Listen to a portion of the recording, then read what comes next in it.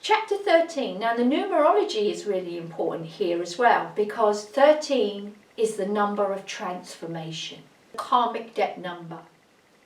It's a number that means you need to make extra efforts to accomplish your goals and face the challenges. So I don't think there's any coincidence that this chapter is chapter 13.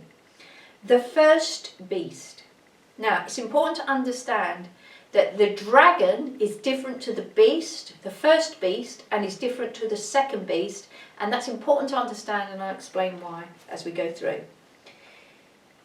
Then the dragon took his stand on the sand on the seashore, and I saw the beast rising out of the sea.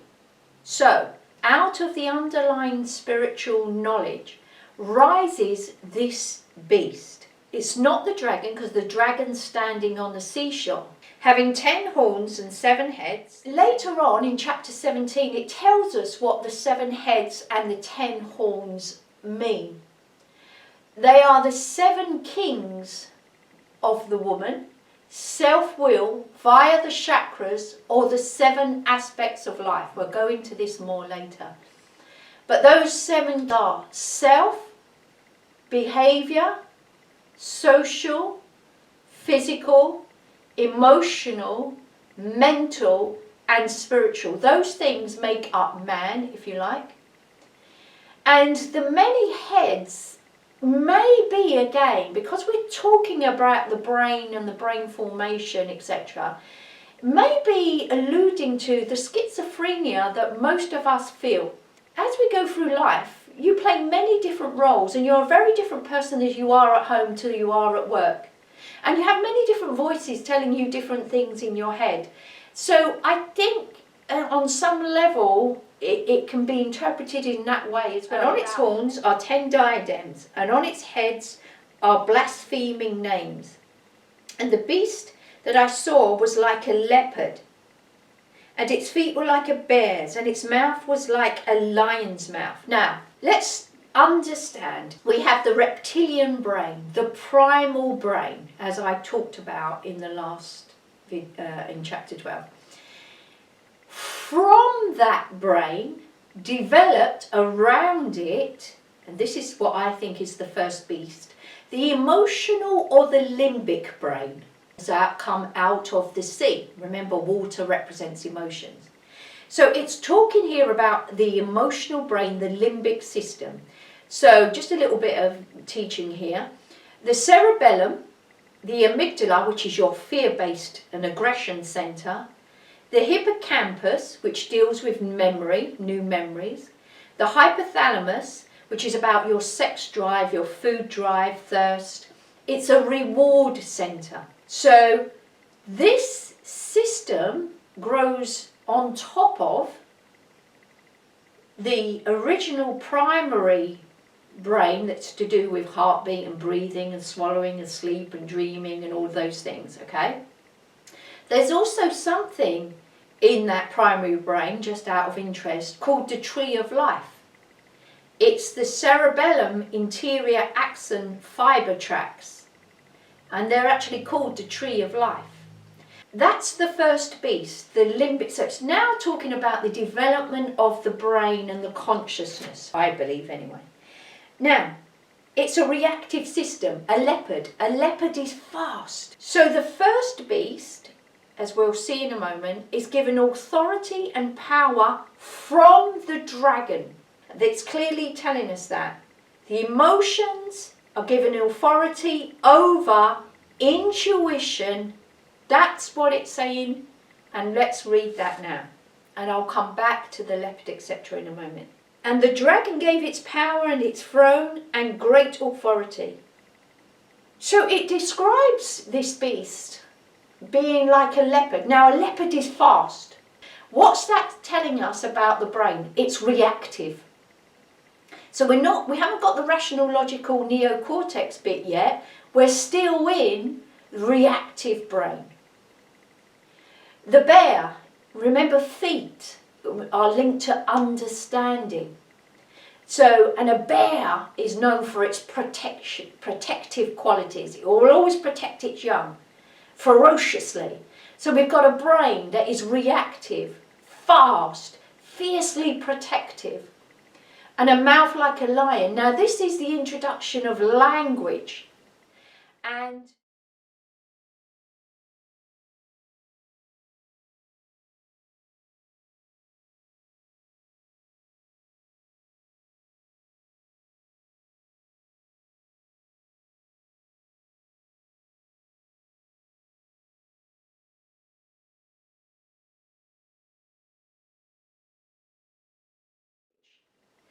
And again, a lion is ferocious and primal and all of those kinds of things.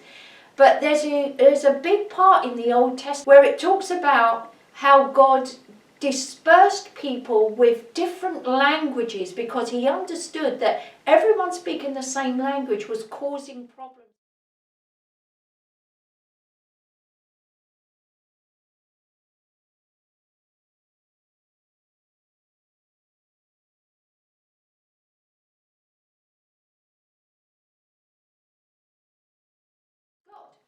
So he dispersed them all and gave them different tongues, different languages, because words are so powerful. Okay, so we've got this reactive, protective, ferocious brain now that's able to use language. And language, remember, divides, separates things out. Yeah. So then, one of its heads seemed to have received a death blow, but its mortal wound was healed. Now, what's this death blow about? If we go back to the two witnesses, I think it's alluding to that the Christ consciousness was in the pineal and the pituitary as the brain is developing. It was, had to be shut down or went to sleep or seemed to be killed while this new brain was developing, the ego was developing. So I think it's referring to that. In amazement, the whole earth followed the beast. No one can believe that we follow the ego. It's craziness. They worshipped the dragon, for he had given his authority to the beast. And they worshipped the beast, saying, who is like the beast and who can fight against it? Who can fight against this new brain, this new developing consciousness? Who wants to go backward? Doesn't seem like a good idea, does it? So this beast that has been given all of this authority, we are being tricked because we're actually worshipping the devil when we worship our own intellect, man's self-will and intellect. It's not the great thing that we're told it is. Look where it's leading us today, to our own demise, as the Atlanteans experienced, and every other culture has experienced their own demise through intellect, if you like, running faster than actual sense can deal with. So they worshipped the dragon, for he had given his authority to the beast, and they worshipped the beast, saying, who is like the beast? Who can fight against it? The beast was given a mouth, language, haughty and blasphemous words, and it was allowed to express authority for the 42 months. Again, here we are, the 3.5 years. But it's not years as such, it's that number, that cycle. So again, the problem is language. The problem is that we think we're so great now, that we're so, over. We can use the earth, we can use the animals, we can do whatever we like. It's that haughtiness, that arrogance that develops with consciousness. It opened the mouth to utter blasphemies against God, blaspheming his name and his dwelling, that is, those who dwell in heaven. Also, it allowed to make war on the saints and conquer them. It was given authority over every tribe and people and language and nation. The intellect rules everything, and all of the inhabitants of the earth will worship it. So now the body follows the mind, and all the inhabitants of the earth will worship it. Everyone whose name has not been written in the foundation of the world, in the book of the Lamb that was slaughtered. And those parts of us that remain loyal to spiritual self, to God, they will always be protected. Let anyone who has an ear listen. Again, it's telling you, listen, this is important. If you are to be taken captive, into captivity you go. I.e., there's no choice. If you've listened to the beast, if you've developed this intellect, you've prized this intellect, you become a captive of it. It's karma almost. If you kill with the sword you must be killed. Again, the sword of judgment. If you judge, that's why the Bible says, don't judge lest you be judged. Here is the call for the endurance and the faith of the saints. Again, ends on that message of hope. Don't worry though. Persevere, endure. God's sorting it. Now the second beast, this is where we come on to the new brain, the neocortex, if you like, okay? The logical, rational, the prefrontal lobe, all of this newer brain that we have. Then I saw another beast that rose out of the earth, so again, out of the body. It had two horns, like a lamb, and it spoke like a dragon. Now, so when I was studying this, I looked for an area in the brain that was as described here. And I found a place called Ammon's horn, also called the hippocampus. It's the second oldest part of the brain. Again, second, that's really interesting. This is the second beast, isn't it? And because it forms two bends in the form of horns, ram's horns in the brain. So again, when they present Satan, he often has the ram's horns. So I found that so interesting. It's in the hippocampus, as we said, that deals with new memory. So again, it's influencing how we record everything that's happening to us now and putting it in the memory banks in its own form. So everything that's happening to me, the ego is deciding, if you like, how it is interpreted. So the new brain is the rational brain. So there's 4 lobes. Again, this hints back to the 4 living creatures in this neocortex, okay, this new brain. We have the frontal lobe, which deals with language and motor skills. The temporal lobe, which deals with language comprehension and all the auditory receptors. The parietal lobe, which deals with all the sensory information, and the occipital lobe, which deals with all the visual information.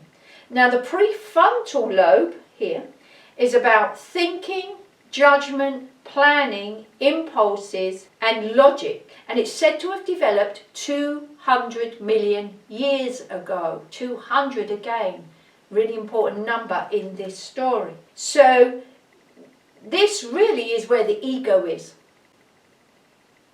And so this second beast, I really think, is actually talking about the development now of that pseudo-personality, the ego with all of its power, using all of the brain now, or 76% of the brain anyway, for its own devices. So then I saw another beast that rose out of the earth. It had 2 horns like a lamb, and it spoke like a dragon. It exercises all the authority of the first beast on its behalf, and it makes the earth and its inhabitants worship the first beast, whose mortal wounds have been healed. It performs great signs, even making fire come down from heaven to earth in the sight of us all. So all of, the good stuff up here coming down into the body. And by the signs that it is allowed to perform on behalf of the beast, it deceives the inhabitants of the earth, of the body, telling them to make an image for the beast. So we make a personality, a pseudo-self. You think you are. I think I am Theresa. That's who I am. But this is an image. This is a personality made up of beliefs and values. It's not a thing. I am not Theresa as such. So telling them to make an image for the beast that had been wounded by the sword and yet had lived. So this image of Theresa covers over the light of the Christ child that I actually am. It replaces it. And it was allowed to give breath to the image. So I'm allowed to, it comes alive. Theresa comes alive as if it's a real thing. So that the image of the beast could even speak and cause those who would not worship the image of the beast to be killed. Also it causes all, both small and great, both rich and poor, both free and slave, to be marked on the right hand or the forehead. So let's pause here now, because this is the bit that gets everybody, if you like. So this image that I've created of myself, that really is the ego, which really is the beast, is now given power to rule the life and the body. To be marked on the forehead, as we've seen in the previous chapters, God marks on the forehead to claim as his own. So if you have been marked on the forehead and hand, what it's really saying is you do the work and you think like the beast. It's about the mind and the body. So it's not, you know, if you're going to take an RFID chip in the future and things like that, I don't believe. I believe it's about, you know, who you're identifying yourself with and whose work are you doing. And it's talking about, you know, both rich and poor, free and slave. Everybody and everything is about who you identify with, what you do from that. So that no one can buy or sell who does not have the mark that is the name of the beast or the number of its name. You can't live without that consciousness. You can't live without the ego, it seems. This calls for wisdom. Let anyone with understanding calculate the number of the beast, for it's the number of a person. It is you. Its number is 666. Okay, so let's spend some time on the number 666. It's the number of man's created man, or the ego.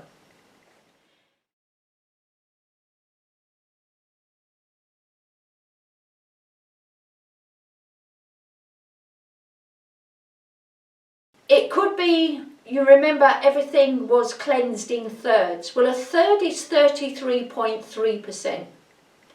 That leaves 66.6% that is not cleansed or not Christ consciousness. So it could be talking about it as percentages. So the 66.6%. Now what's interesting about, if you look at it as percentages, you'll never ever get to 100. Because 66.6 reoccurring and 33.333 reoccurring actually lives 0.0 and however many, you know, noughts you want, and the 1. There's always that little part. And I think the little part, that little 1, is the representation of the bit that can never, ever, ever be touched, be changed. It's like the God spark, that nothing and no one can ever change and ever touch. And so that was interesting as well. But to me, because it goes on about the third being cleansed, everything was the third, I think it relates to the 33.3 as a percentage and the 66.6 being left to the devil, to the ego, however you want to talk about it. So on some level, it's the division of fallen man versus spirit. So what we're saying in that chapter 13 is it's talking about the development of the brain and of the consciousness. The development of the unspiritualized intellect allows the ego, or the pseudo-self development, to become king over the body, over the mind and remaining spirit. Those who worship the beast, who follow their own self-will, worship false idols, because you're actually worshipping Lucifer, materiality, power, all of those kinds of things. You're worshipping the exterior life. And we've been told through the book, you've got to worship the interior, the Christ consciousness within. And the Course in Miracles talks very clearly about you cannot serve two masters. And again, this kind of harks back to don't be lukewarm. You have to actively choose God. You live by God or you live by the ego. You can't do both. So if I'm to live spiritually, it means I have to live totally spiritually, walk the walk, talk the talk, and everything else in between. And if you don't, by paradox, you're living the ego and worshipping the beast. And I think that is what that is all about. And that's why we have a continual battle within us for control, for power, between our Christ consciousness, the self you really are, and the ego. And because most of us don't make a conscious choice to either follow Christ's teachings, then we accidentally, if you like, fall into worshipping the beast. I think, for me, that's pretty clear. That's pretty clear cut, that chapter there.